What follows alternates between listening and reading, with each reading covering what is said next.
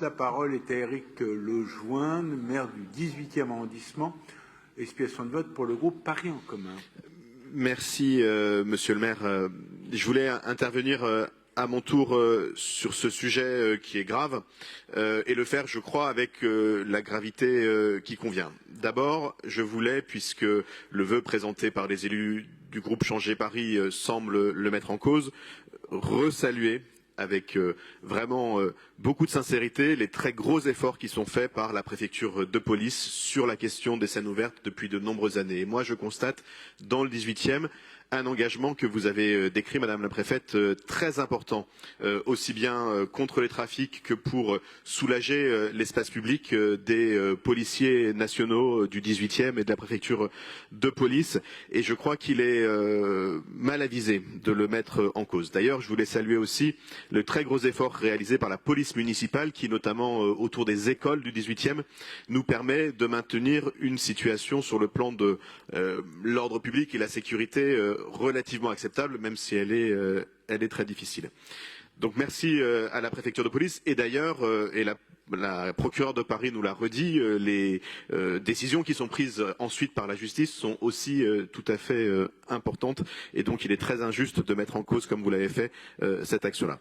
Deuxième élément que je voulais partager avec vous et avec la même gravité, on constate une contradiction dans les propos qui sont tenus par la droite parisienne sur cette question. Et tant que cette contradiction-là ne sera pas levée, nous n'arriverons pas, je pense, à faire ce que suggère à juste raison Fatoumata Koné, c'est-à-dire se mettre autour de la table et travailler ensemble.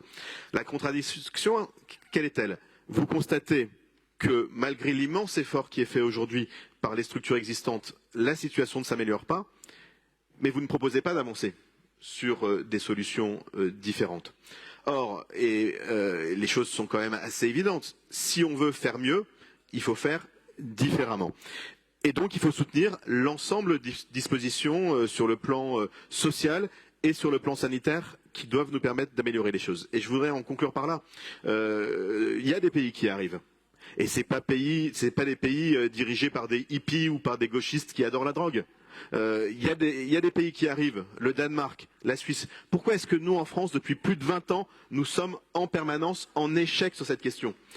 Parce que, et y compris par conservatisme idéologique, certains refusent de s'attaquer à la réalité.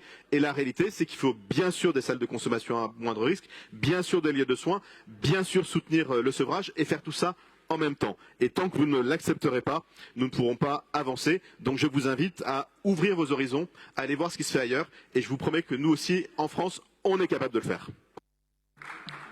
Merci.